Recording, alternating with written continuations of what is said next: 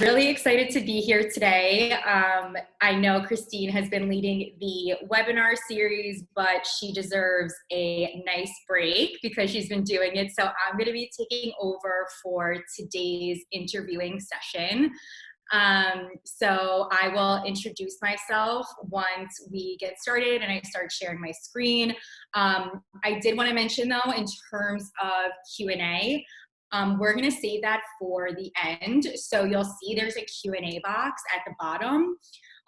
So if you want to hold off from even putting the questions in just to see if I go over your question from the presentation, great. And then like I said, I'm going to save as much time. I tried to time it out, so I save in around 15-20 minutes because I know usually there's a lot of questions when it comes to interviewing. So save that for the end and I will get that for you as soon as I can. Okay, so let's start sharing. Okay. All right.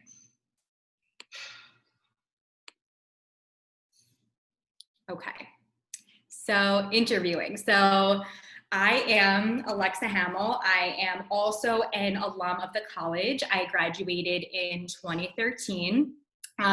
So I'm one of the associate directors for advising and programming. So I do individual advising for both students as well as alumni. And then I also manage a few programs. So I oversee Barnard Connect, which is our awesome platform that was launched this past year, which is a networking site designed exclusively for Barnard students and alums. So that's been a really exciting and well-received new initiative. And then I also oversee our Mentors in Residence program, which is our weekly event where we have an alum who comes on campus. This semester will be most likely virtual, and they speak about their industry and job function more as like informational interviews. Like I said, Q&A will be at the end. Before I started at Barnard, actually, I was a recruiter. So interviews was my job. It's what I did all the time. So I actually really enjoy, presenting and helping with interviews. So hopefully I can provide as much insight as I can kind of on that other side and what, at least when I was a recruiter, we really found to be powerful when it came to interviewees and kind of what we used to remember as things that really stood out for us. So let's get started. Okay, so this is our agenda for today. So we're going to start with interview preparation. What can you do to become prepared and feel really confident during the interview? An interview overview, so a little bit more big picture. What do interviews actually mean? What is the interviewee trying to get out of that? And also, what are you going to be trying to get out of that interview? Common interview questions. So there's 5 really common interview questions, especially with that first round that you can anticipate. So we'll go over strategies for how to respond to those. And then lastly, given what's going on and most interviews, at least for right now, still being virtual, we'll go over kind of those exceptions and what can be slightly different if you're doing a virtual interview versus an in-person. So just going to check. If I look down, I'm just checking my time because again, I want to save as much time as I can for Q&A. So preparing for the interview, which is where we're going to be starting. So you really want to do the research about the company and about the position itself. It could be that the last time you read that position or maybe you did the research about the company was when you were actually in the application process. So you want to refamiliarize yourself with the job description, with the position itself, and then also the company. You'll see in one of the common interview questions where it's going to be asking about why are you interested in this organization. This is where your research is going to really be coming out specifically about the company. And then throughout the interview, you want to be really familiar with the position itself. So when you are providing your supporting evidence or your examples, you're choosing skills and you're choosing examples that are most relevant for them. So I'll go over a little bit more about when I'm looking at a job description, what I'm already starting to think about as if I were getting the interview. But again, even just before prepping for anything, just go back and take a look, go back on their website. And here are other really good sites that you can look at to do additional research. So of course, the company website, LinkedIn, Glassdoor, especially for the current and previous employees' reviews, and then any media coverage. So any big news, especially for the larger organizations that actually have news coming out about them. So now we're going to be going over other preparation tips in terms of the actual interviewers and the format, and then also preparing for the types of questions you can be asked. So something that I think is not, I don't really find interviewees do as much, but can be really important is asking whoever's coordinating your interview about the details in advance. So who are you going to be meeting with? What are their titles? So that way you can do some background research on LinkedIn, on the company website to familiarize yourself with who they are.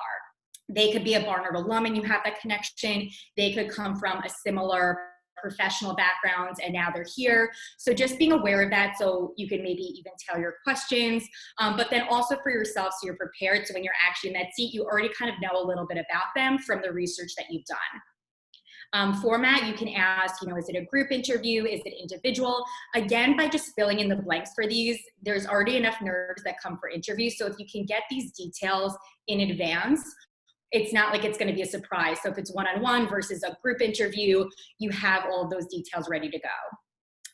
For the types of questions, in addition to going over the common interview questions that we'll be discussing, Glassdoor is a really great site for those really nuanced questions that companies could be asking. So there are certain situational questions, certain behavioral questions that are really unique to that company.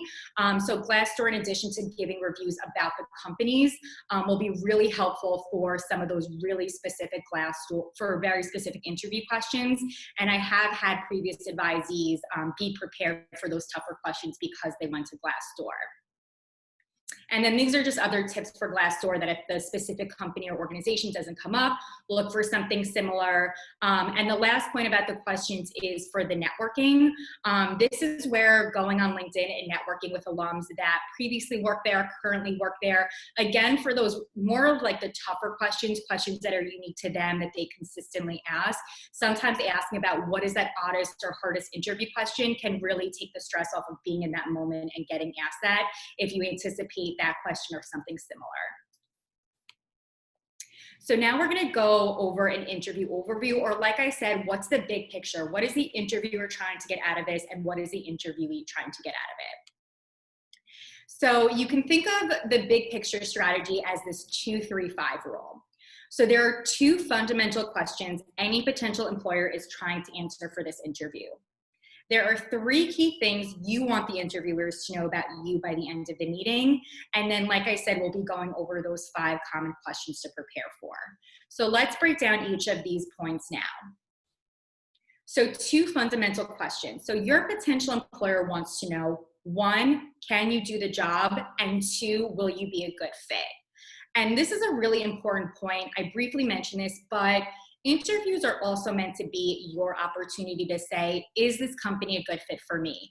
Is the job that they're describing or that I read about after I ask my questions, getting those additional details, is this still resonating with me as something I would enjoy? Is the person that I'm meeting with or the other team members that are in this interview people that I could see myself working with? Because it's important to get the interview, but it's also important to know, should you get the job, that this is something that you would be really passionate about. So be mindful of that, as well as they're kind of assessing you, you're assessing what they're all about. So can you do the job? So this is the question out of the 2 fundamental questions that you have the most control over in terms of preparation. So the strategy for this is making this case for why you are a good fit and why you have the skills and you have the previous professional experience, academic experience, volunteer experience to successfully do the job. And the best way of really proving that is by giving really clear examples of times where you demonstrated success using the aspects of the job in the job description. So this is where I would say using the job description is really critical. So when you're looking at the job description, I like to even highlight those verbs that they're using, keywords. If they have these are the qualifications, these are the job responsibilities, highlight anything that you feel like you've previously done in another job. It doesn't have to be even within the same context of you're applying for something in publishing, and maybe part of that job is doing research, and maybe before that you were working in a lab. Even though you weren't doing research in a publishing setting, having that transferable skill is really valuable. So take a look at that when you're thinking of that strategy, when you're thinking of those aspects you want to point out. And so you can start thinking about those examples. So when you're describing, can you do the job, you're explicitly going over skills and aspects that you know they're looking for and supporting that with really hard evidence. And the best way of really doing this is through a story. So kind of giving that idea of, when did you first start to become interested? When did you first start gaining those transferable skills? And work your way from there. So, you know, you started in this position, this is what you were doing. From there, you wanted more exposure to do this, so you moved on to this role, etc., until your ending or that story is really, and now this is why I'm in this seat and interested in this role. So making that as part of that narrative for you, I think is a really memorable and convincing way of saying, I can do this job. And then, will you be a good fit? So this you have a little bit less control over it because it's a little bit more subjective. And I'll explain why. So with this is not just saying, can you do the job? Like, do you have those hard skills? But this is more so, can you fit in with the team dynamic? Can you fit in with the work culture? How are you presenting yourself? So it's one thing to be able to actually do the job, but it's another thing to be an actual good fit. So the way that you can present your best self are these 4 personality traits or way of presenting yourself during the interview. Being confident, comfortable, enthusiastic, and articulate.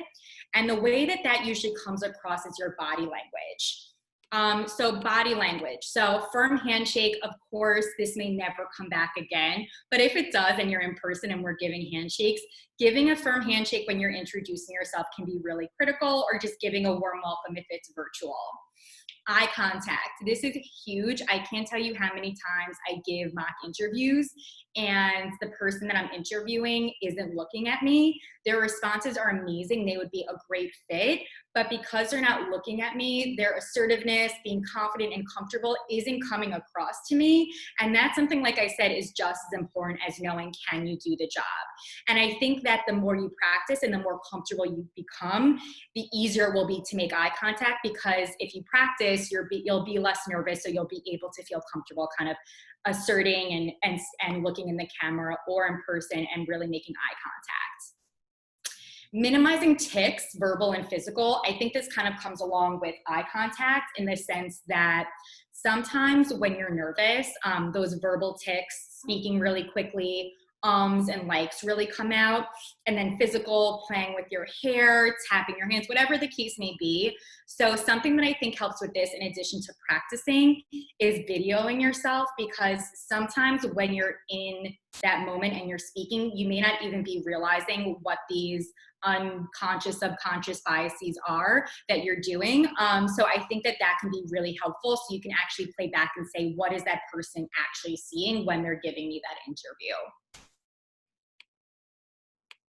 Okay, so the 3 things you want the interviewer to know about you before that interview is done.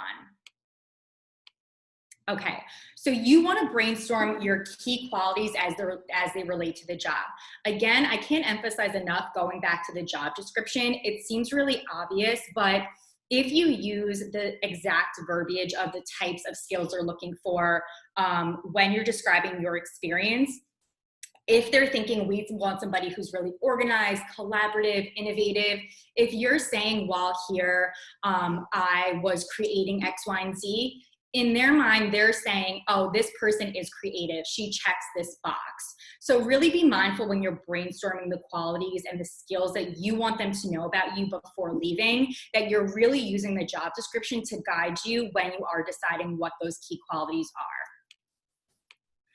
So you want to narrow it down to 3. Again, I think that it is important to prepare and to be have these examples ready as much as possible.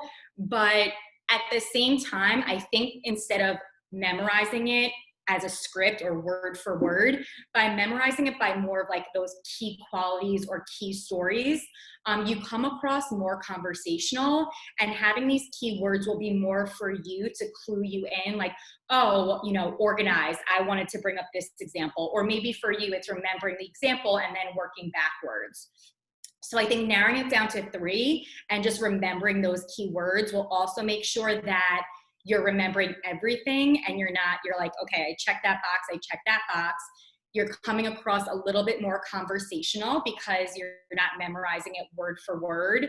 And again, you're getting everything across, because instead of memorizing it, sometimes when you're kind of going, you're like, what was that other thing? So if you just memorize these key words or qualities, that will be a much better way of being prepared. And then recalling 2 to 4 stories from your work, academic, or volunteer experiences that demonstrate each of these 3. So with this, you want to really give examples, because if you just say you are organized, creative, and you're also a great collaborator, it will only hold so much value if you're actually explaining how you use that skill. So you want to say, one of my really strong qualities is my ability to think on my feet. When I was working at blah, blah, blah, and giving that example, so they're like, okay, she really did have to think of on her feet, and she was successful doing this at this place. That's what they're going to remember, and that's how they're going to feel confident knowing that you actually possess those skills and you applied it and put it into practice. So write these key words or phrases down in the stories and examples. And when I tell you about when you're going to the interview or before you're about to put the interview on, sometimes I think it's helpful to have it like down on one piece of paper, not everything, just like the key words or phrases or those examples. So that way, right before you start the interview, you're kind of looking at it as a refresher to remember. Again, you don't want to psych yourself out by putting everything there, but I think putting these phrases and stories and examples down, so right before you don't forget, is a really helpful way of getting the process started from there. Okay, take a quick sip. So common interview questions. So what are the 5 common interview questions that you can prepare for? So it's, tell me about yourself. Why do you want to work for our organization? What are your greatest strengths? What is your greatest weakness? And tell us about a time when. So I'm sure you've encountered some of these questions in one form or another. Some interviews, I'm sure, as you know, are a little bit more informal, and maybe it's just to tell me about yourself and why you're interested in this company. Sometimes the first round is even more in depth, and they're asking you all of these. So this is a way of preparing, and now we're going to really break down each question and really explain, in other words, what are they actually asking when they're asking these types of questions. So the first question, tell us about yourself. When I do mock interviews, I think that interviewees have the hardest time with this question, which I totally get, because it's the most open-ended. So usually if it's very specific, you know exactly how to answer. This is a little bit broader, but this question is really critical because this is your first opportunity to showcase why you would be able to do the job and be a good fit. So you're already kind of checking those 2 questions off when you are responding to this question about tell me about yourself. So in other words, this means walk us through the highlights of your resume. So what you want to do is highlight recent and relevant work experience and activities, and use 1 or 2 of those 3 key points as a focus, those 3 key points that I mentioned in terms of what you want the interviewer to know before you leave. So the thing about highlighting recent and relevant work experience, and part of that don't of going through your whole resume or life story, is there's this fine balance between too much detail and too much information and not enough. So again, using the job description, that will let you know what details are relevant for them, and more of what are just the skills you want to make sure that they know you possess, but maybe you're not giving as much detail because the details aren't relevant. If you give too much detail, then what's actually transferable and valuable can kind of get lost in that exhaustion of having such a lengthy response. But at the same time, you want to be able to say to them, not only do I possess a skill, but again, going back to what I said, this is exactly how I used it. So the job description won't really leave any question in your mind about how to strike that balance, but it is something you want to pay attention to, because this response, any of these responses to any of these questions, will most likely not be the same for every single company. Even if you're applying within the same industry, they could be asking for slightly different skills. So you're going to be slightly changing the skills and the examples that you have. So again, you're not going through your whole resume or a life story. This is also something that commonly I see is giving a lot of personal information. So even though technically it's saying tell us about yourself, they're again really saying walk us through the highlights of your resume. So not personal attributes, not things that you're doing outside of the professional world. They're really saying, you know, walk us through your resume, because that's what's important to us, is that experience that you possess or that you've done before.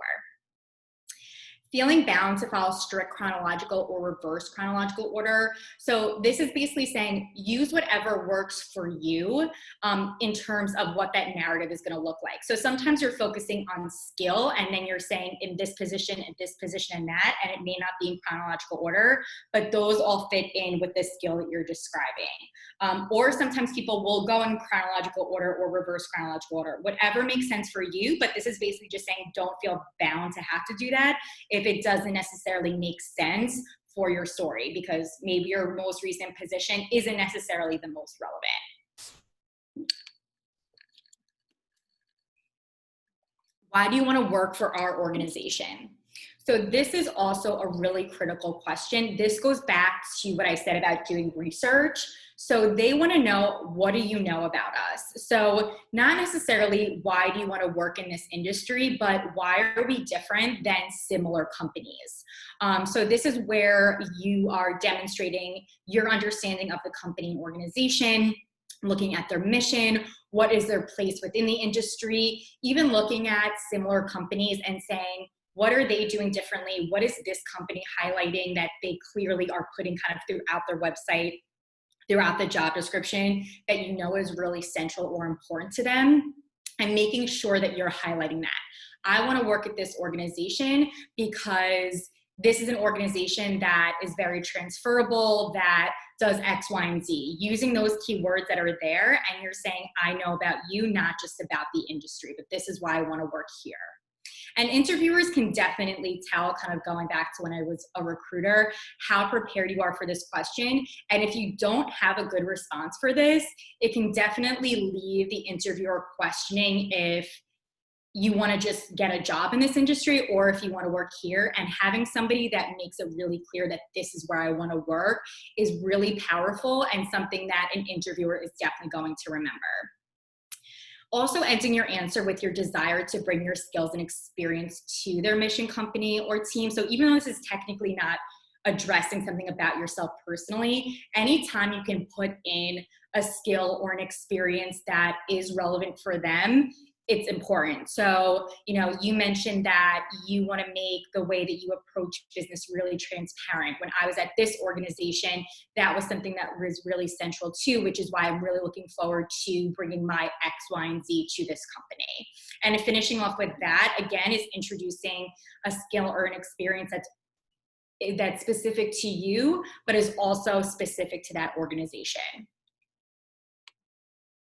What are your greatest strengths? So in other words, what makes you a good match for the job?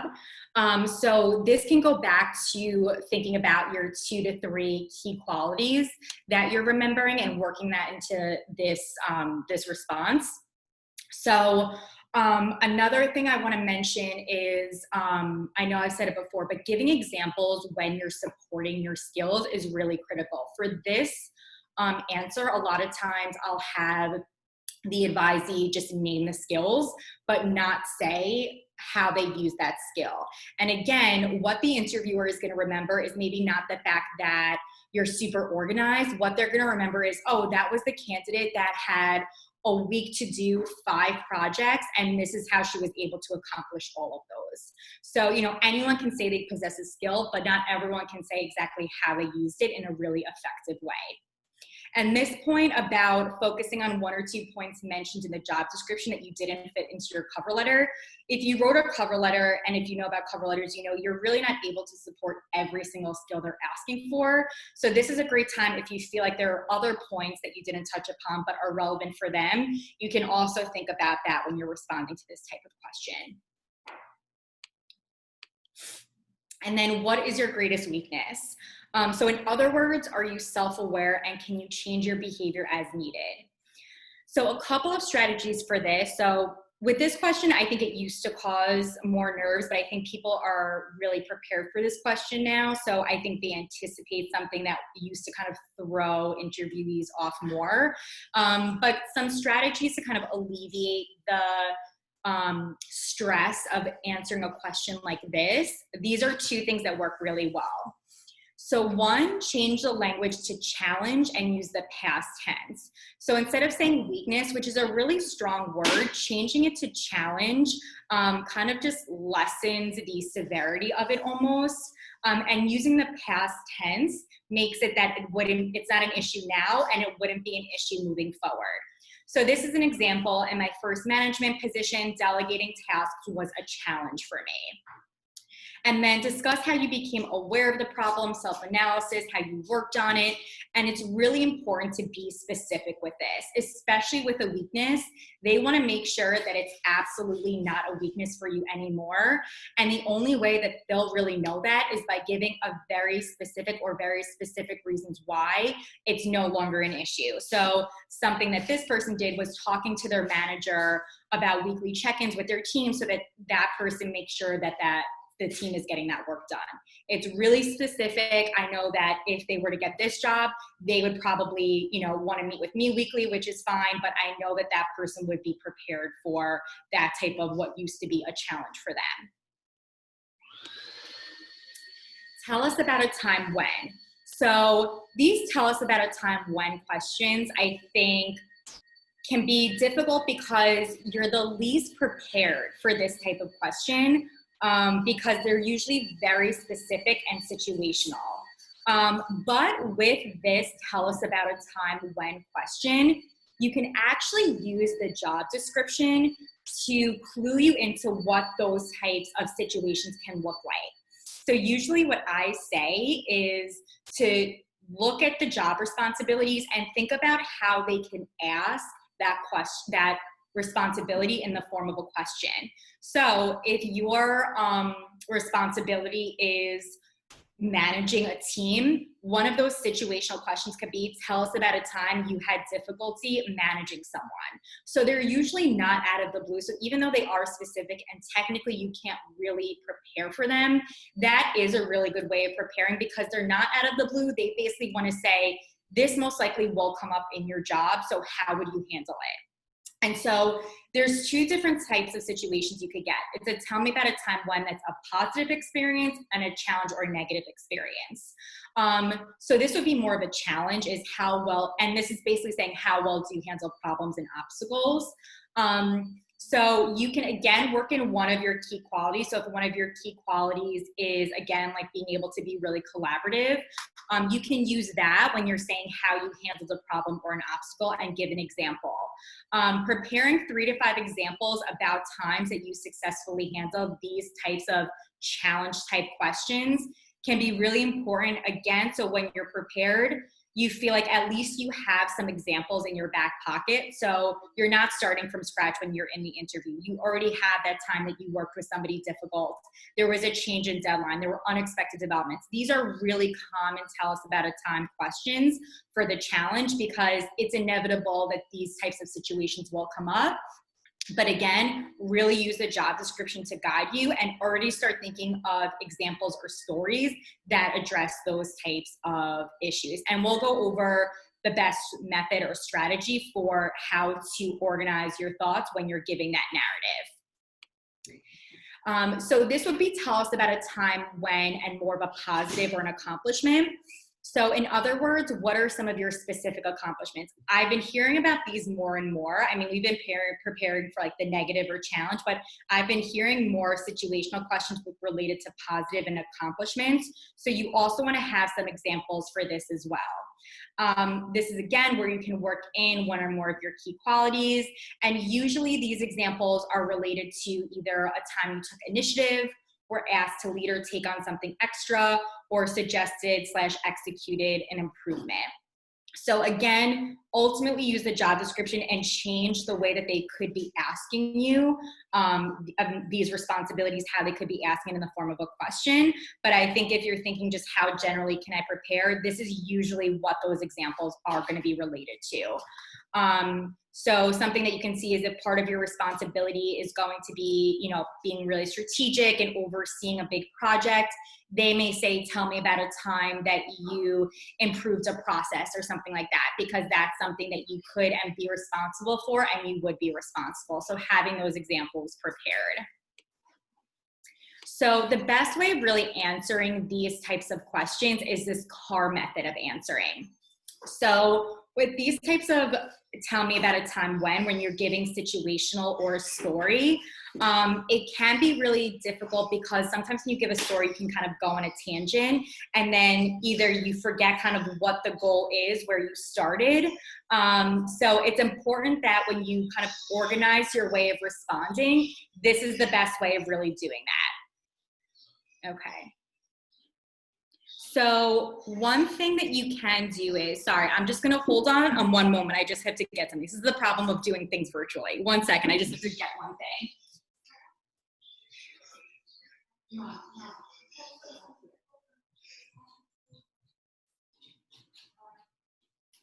So sorry. Again, this is the issue of working virtually, is having to tell other people that are also doing work, they need to leave the room. So he's got it. So this CAR method of answering will allow you to remember what was your point of even getting to this question. So you're not going off too much of a tangent, and you already have, this is where I want to start, this is the middle, and this is the ending. So CAR method of answering, context. Briefly describe the circumstance or background. So either what was the issue or just background about, you know, more of that background of that story of what led you to accomplish something. Action, what you did specifically to resolve the problem or what you did to accomplish your goal.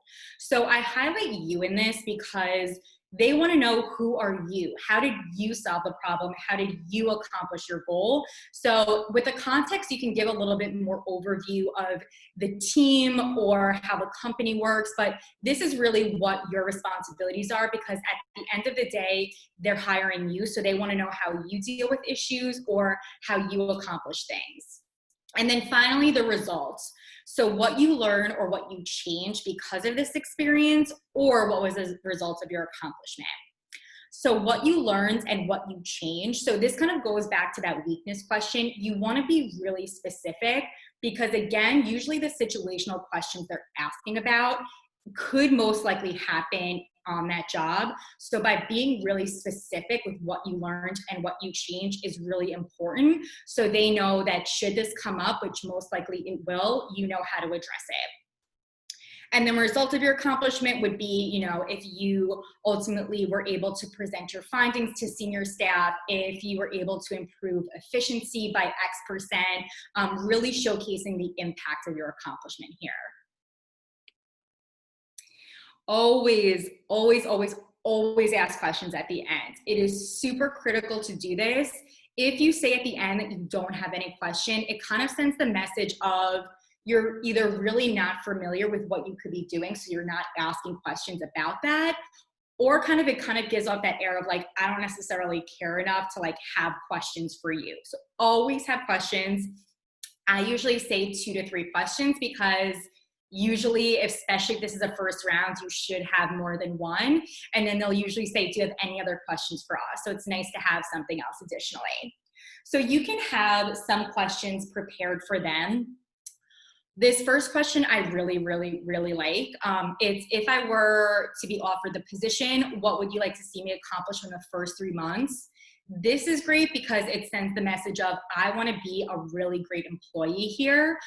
So what do you want to see me accomplish? Because I want to be successful here. So it's great for the employer.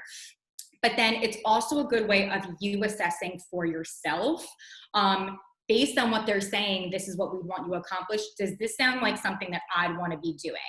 So you have the job description, but maybe they're highlighting parts of the job description that you thought would be like a really small part, but it's actually really central, which could maybe turn you off to the job, or maybe it's really exciting because you thought it would be a small part and it's actually something that you'd be doing right away. And the last question for prepared, I think just given what's going on right now, how is your team transitioning to working remotely and what are your future plans? I just worked with an alum who went on an interview and they said that they're already starting to go back in person. She was in New York. So we're already going back in person, and that's something that she wasn't able to do because of her own health issues. So that was actually in and of itself a question that she had that she would need to address, because if she were forced to be in person right away, she wouldn't be able to accept that position. So making sure that you know what those plans are, and you know what their future plans are if that's in place in terms of when they would be going back in person. And organic questions. So these are questions that arise during the actual interview. So something that they may have said that you want them to elaborate on or clarify on. And I think organic questions are great because, like I said, having a more conversational tone is a really good approach, because that's what this is meant to be. You're asking me questions, I'm asking you questions. So referencing something that the interviewer actually said shows that you were really engaged in the interview itself, and that you're genuinely interested in knowing more about how this organization does things, how I would specifically be accomplishing these job responsibilities. So an example would be, you mentioned an upcoming virtual staff retreat. Maybe they normally do it in person, but they have an upcoming one virtual. How often do you do these staff retreats? What's the usual format of it? So thank you notes. So you want to send a thank you email within 24 hours of that interview. And you want to send emails to everybody who interviewed you, and you want to send separate emails. So something common that I see is if you had more than one interviewer, just including the same one, but it's important to send separate ones. One, you make that extra effort, and two, in the thank you email, something that I suggest doing is maybe mentioning something really specific that person said that resonated with you. So maybe they were a Barnard alum and they said, you know, I took this course and you took that course, and you kind of like bonded over that, or you saw that that would be really helpful for the job, you know, and you can say, thank you so much for taking the time to speak with me, hearing about your experience, you know, taking this course as well, and how valuable it was in your current job is something, you know, I'm hoping to also transfer over to this job. Again, shows you're engaged, shows you're really interested. So the way that you get their information is by obtaining the business cards while you're there, or should you forget, or they don't have a business card, you can always call afterwards the person that coordinated your interview to ask for names, titles, spelling, email address, things like that. And you do want to do it in an email. I do still have alums ask questions about if they should send a note. Email is just accepted, it's expected, and it's the fastest way to communicate, because again, you want to send this thank you email within 24 hours of the interview. So now that we went through kind of the tougher, harder parts of the interview, these are just some additional considerations that are really important and you want to keep in mind both before, during, and after the interview. So choosing what to wear in advance. So you always want to be one step above what the everyday norm is for that organization. So you may either know what that is, you know, people say, oh, it's tech, it's super casual, you know, they wear jeans, but you're trying to make your best first impression. So by going one step above, maybe you're not wearing a full suit, but you're wearing slacks and a nice blouse. You want to send that message about your professionalism, which can come across in what you're wearing. And another thing you can do is ask whoever's coordinating your interview what the dress code is. It's a really simple thing, and I think sometimes it could be stressful, and that's just an easy way of answering it. Plan your route to arrive early to the area, but wait to check in at the actual location until 10 to 15 minutes prior to interview time. Of course, this is when it's going to be in person eventually, and we'll talk about when it's virtual, what you should do. But when you are having an in-person interview, you definitely should arrive to the area early. So that way, I like to say go to like a coffee shop or something like that. And that way you can look at your notes that you took about those key qualities you want to speak about, the questions you want to ask. You're not stressing because you're, running on time. You can really just be calm, confident going into that. But you do want to wait until 10 to 15 minutes prior to the interview time to actually check in.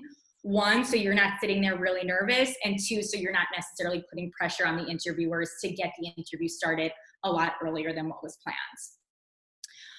Bring a pad folio or a nice folder. So for them, have copies of your resume.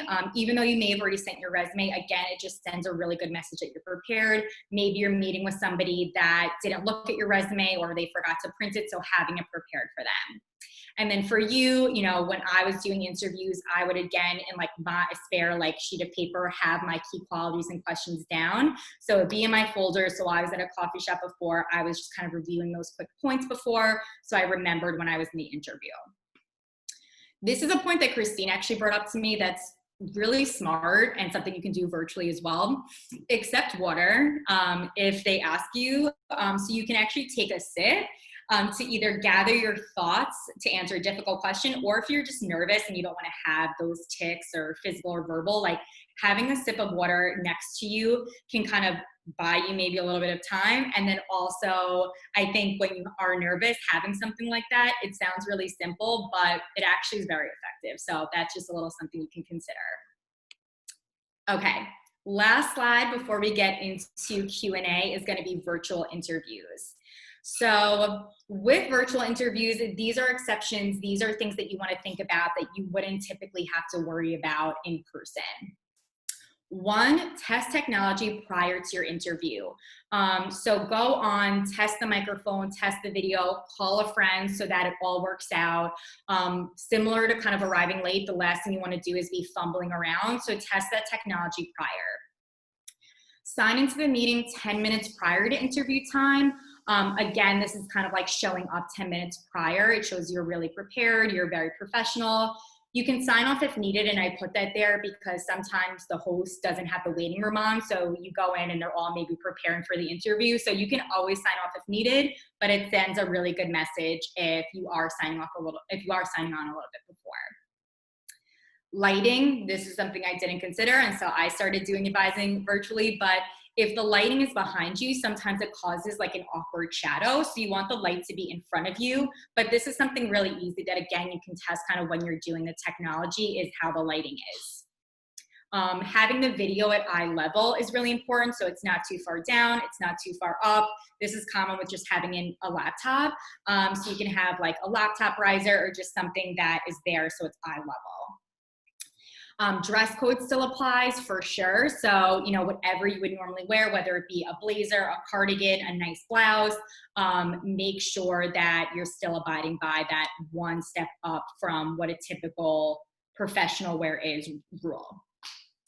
Neutral background, so making sure when you're testing technology, you're looking around, what can they see? If you're anywhere, just making sure that it's neutral, you're picking a spot in that room, that there's really no distractions for yourself or for the interviewer. And then avoiding distractions and interruptions. So obviously this is virtual. I mean, you can see I have interruptions, I have distractions. So interviewers are going to be understanding of that, but as much as you can minimize that, that's going to be really critical. The distractions part is actually really important because sometimes when interviewees have phone interviews or video interviews, they sometimes rely on having their notes or having the company's website up. But it's very easy to tell as the interviewer, whether it's on the phone or not, if somebody's kind of looking at their notes or kind of pausing or going and as if they're reading. So be as prepared as you would be in person as if it's virtual or on the phone. So kind of go in, because sometimes looking at your notes, looking at a website, you lose your place, you get distracted. So go in prepared as if it were in person. Okay. So that was a lot of me talking at you, which I apologize for, but I wanted to get through a lot of this content so I can take as many of your questions as I can. I do have a hard stop at 2. So you'll see here I have, before questions, next steps. Attend some more in this series. So there's 2 more events going on in the webinar series: negotiating job offer and managing your ongoing professional development. Christine will be overseeing those, so definitely feel free to register. Or you can make an advising appointment now or later. So if you have an upcoming interview, definitely feel free to make a mock interview appointment, or if it's later, at that time you can do it. If you're new to Handshake, what you would do when you're signing up is you're going to choose student account. It'll tell you that you have to use a .edu address, but you don't. You can just put in your personal email address, and then it'll allow you to walk through the steps to register. Or if you are having difficulty registering for an appointment, accessing Handshake, you can always just email our general email address, and somebody from our office usually gets back to you within the day. I can't stress enough, I think mock interviews are so important when you're preparing for interviews, because the way that we do it is we ask you the actual questions you could be asked in that interview, and you would be responding as if you were in the interview. So that way, the first time you're giving these responses are not to the interviewer, and you have that time to really edit or adjust your responses depending on kind of what our suggestions are. So I can't stress enough how important it is to make a mock interview. I think it's a really effective way of preparing for an interview. So now, again, so I have a hard stop at 2, so I have 10 minutes left for questions. If I'm not able to get to all the questions, you have my email here. You have the general Beyond Barnard email. Make an appointment with us, and I'm happy to answer as many questions as I can right now. So I'm going to stop sharing. Okay.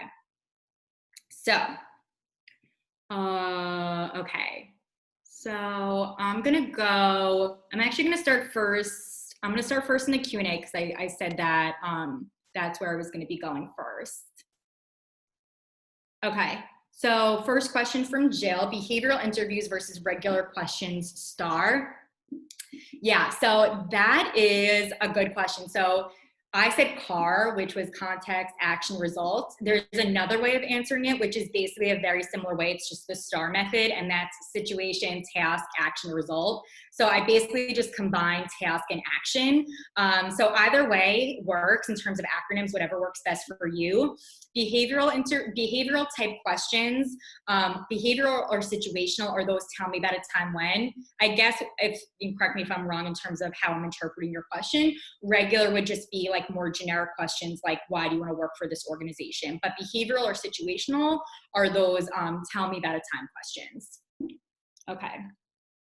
Any suggestions for training yourself out of your verbal tic? So I think 2 things. 1, practice, because it takes a lot of that nerves out.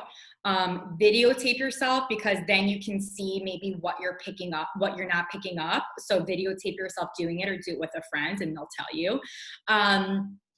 Or I mean, in general, I speak super fast, obviously, but if you speak slower, 1, it's important to speak slow because your nerves will speed you up. 2, that interviewer will be taking in more of that information a little bit slower because this is all new information for them. And 3, when you speak fast, you're not ahead of those tics. So if you're speaking a bit slower, you're usually more mindful of those tics, so you can really avoid that when you are doing, when you're actually in that interview. What should you wear for virtual interviews? So exactly what you would wear for in-person. So I know some people are like, oh, I can just wear like something on top and pajamas at the bottom. Wear whatever you would wear to the interview. Again, same rule of thumb is 1 step above what is typical for that type of industry or that type of company. So if it's jeans, wear like slacks and a blouse or a cardigan. If they normally wear like slacks and a blouse, or blouse and a skirt, like wear a full suit.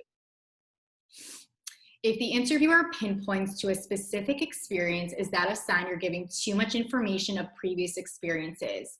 I was listing my experiences chronologically, and I might have taken too much time to get there. Is this a cue that I'm being too detailed? Any strategies to overcome this? My natural inclination is to be descriptive. So I do think if it's like, is this too much detail or not enough? I do think that the more detail, the better. So I think it is good to be descriptive.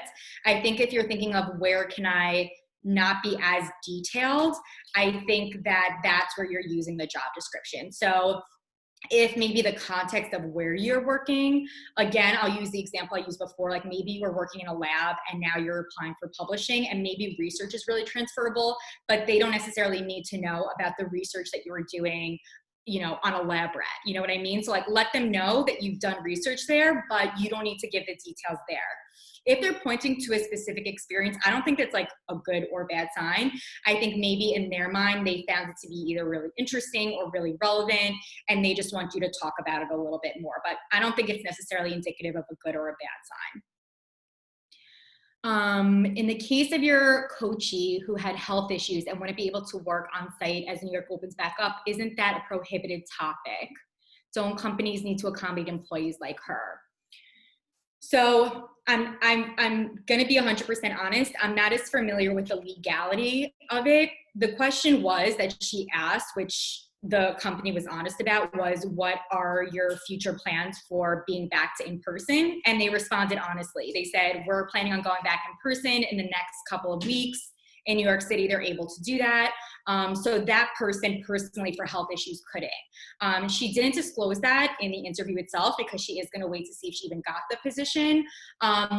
With disability and with disclosure, which is a whole nother topic, you know, we can talk more specifically because it's definitely not a one size fits all. So if you have a specific situation, if you have a specific disability, something that's unique to you, absolutely feel free to discuss that with us. But the question she did ask, which is something that they responded and they can let you know, is when they were going to be going back to in person. I've had some interviews where the email specifically says not to sign into the Zoom call early because they'll still be setting up. How do you handle that? If they say it, definitely go with that. If they're saying don't sign in early, don't sign in early. That would only be if they're not specific. Sometimes they'll say only email us, don't call us, you know, don't follow up. Like, go with whatever the company says. These are general rules of thumb, but if they're telling you otherwise, always go with what they're saying. Any tips for preliminary interviews? I don't know what you mean by preliminary interviews. If that's what you mean by like first round, the questions that the 5 common questions would be the questions that I would prepare for as that first round. Again, first rounds can be more informal. It could be more formal. But I think being overly prepared is better than being underprepared. So I would prepare for those 5 interview questions. I've had mixed reactions when asking if I may take notes during an interview. What's your opinion on it? I think definitely not taking notes. I actually got really distracted and kind of thrown off when people would do notes during the interview. I think maybe if you have questions at the end and you wanted to maybe write it down, totally fine. But I think during the interview, again, you want to make it as conversational as possible. So I think normally in a conversation, you wouldn't necessarily be taking notes while they're speaking. So I would say to hold off on not taking it. And at the end, if there's a question that you really need the answer to, you can say, do you mind if I just like write down the answer to that? And I think that's fine. For the tell us about yourself question, how should we handle career changes? Well, we usually just talking about why we're leaving a previous field or simply focus on future and relatable skills. That's a great question. So I think that's where it gets into giving detail, too much detail, not enough detail.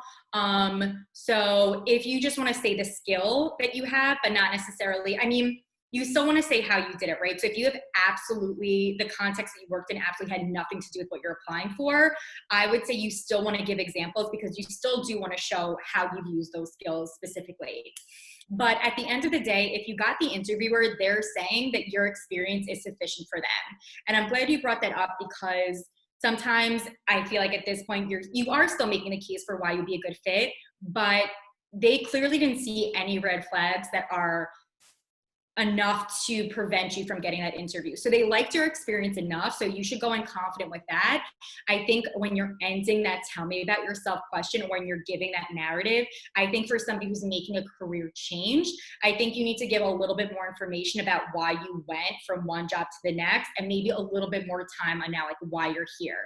But usually if you are making a career change, they will usually ask you anyway, why are you making the career change? So in addition to preparing for the common questions I asked, I would also be prepared to answer that question. If you are applying to a field in which you do not have experience, how do you bridge your current experience to convince them you can do the job? Very similar response to what I was just saying about the tell me about yourself. If they thought that you were completely not able to do the job, they would not have offered you that in the beginning. So they saw those transferable skills. So I think you need to be confident in knowing that that's sufficient for them if they gave you the interview. And again, I think spending a little bit more time connecting the dots for this is why I went to this position and now this is why I'm here is going to be a little bit better when you're making that narrative. But for questions like these, I think doing that mock interview was really helpful so we can speak like in real time, you know, how I would approach it or how I would kind of make that, how to transition each experience to now end with why you're here. I'm worried about the physical tics. I heard I touched my face when I talk about the job hunt. Again, speaking slowly, practicing, videotape yourself as much as you can, how you're coming across. I mean, don't be that nervous. Like we all kind of have some tics, so they're not going to be like, oh, she touched your hair a couple of times. Like, I mean, if it's really consistent, but at the end of the day, interviewers know you're going to be a little bit nervous. So I wouldn't also let it completely beat yourself up when you're practicing. Can you ask too many questions? I mean, I think if you're asking, I think that if the job description is not very specific, then you may have more questions, which in that case is totally something that you would have to ask more about, because like I said, it's just as important that they know that you can do the job as you knowing that you want to do that job. So I think you may have more questions if the job description just wasn't that detailed, which in that case, definitely feel free. I think where it can get to be too many questions is if you're asking questions that you maybe could have done research on your own, or is like something that's part of the job description. So again, you may have more questions, and you can even preface it with like, you know, I saw in the job description, there wasn't the exact job responsibilities that I had. So I do have a number of questions to clarify that. And they'll say, you know, again, like, I think that's a great sign. You looked at the job description, you want to know more. So I think that's sometimes what can happen. What if all your prepared questions were answered during the interview? Can you let the interviewer know that they answered your questions? I mean, I think if you should always have questions prepared. I mean, again, if you're thinking, you know, how am I going to possibly do that in a mock interview? I can always come up with a question. I mean, that first question of what do you see me accomplishing within the first 3 months? Like that will rarely be asked in that interview. Working remotely, that probably won't be asked or answered, I should say. So you should always have questions. You know, it could be then in that case you have 1 or 2, but you should definitely have a question. And if you're wondering how you can prepare for questions, you know, that's something that easily an advisor can say what they would suggest. At what point is it okay to ask about negotiate salary? So Christine did, or she's going to be doing a negotiating. So you can ask that for her. But just in terms of interviewing, I would definitely not say first round by any means. Usually that will come later towards the final round, or if you are given an offer at that point. But at this point, I'm talking very early interviews, which you would not be negotiating salary at that time. I also like to ask questions of the company's business model and its potential future growth. Are these fair questions to ask? Can this potentially read as unprepared in terms of research? That is such a good question. If you're worried that the question that you're asking could show your lack of research, the best way, and I think this is actually like a really huge plus, is by prefacing your question with what you already know. So this is a perfect example. You can say, you know, I saw that you are doing this, like show what you know about them, but can you speak more to, and then kind of that way, again, it's not that this is, you didn't do your research, you don't look at the job description, but you want to either clarify something or elaborate on it. And I actually think those are the best types of questions because, again, it shows that you're really invested.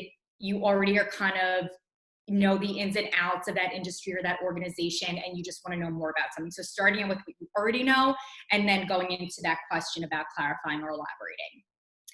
So those are all the questions I see in Q&A. So I'm not going to be going to the Q&A anymore. I'm just going to really quickly go into the chat to see if there are any questions there. Accepting water is also a power movement. Always accept water. Women never do. 100%. Go Barnard, go women, accept that water. You know, I totally think that's 100% true. I think that comes with nerves, but, you know, I think it's good for the nerves, and I think it also is definitely a power move. Okay, thank you for all of your content. You guys are so welcome. With so many employees working remotely, is it even important to have an interrupt-free space during the interview? Prove you can do it. I mean, listen, at the end of the day, like I said, everybody, my boss, my coworkers, like, this is not the most ideal situation. People are not necessarily able to like go to a library to do it or something. Like, you are bound to your house. So if something does come up, it will definitely be accepted. And if somebody's like, oh, your kid just walked in and that's like the reason why they're not going to be giving you the job, then honestly, you probably don't want to be working at a place like that anyway. So don't put too much pressure, just minimize it as much as you can. But if things happen, that's not going to be the reason why you don't get the job.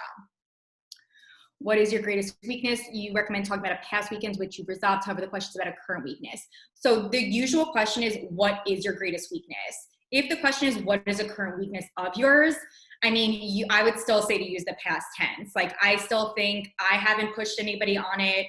I think if you're talking about a current issue, I mean, you can change it. You can say, you know, a challenge of mine is doing X, Y, and Z, but what I've done is X, Y, and Z. So technically you're still using the present tense, but you're giving a resolution. So again, in their mind, they know that you won't necessarily be having that issue should you get this job.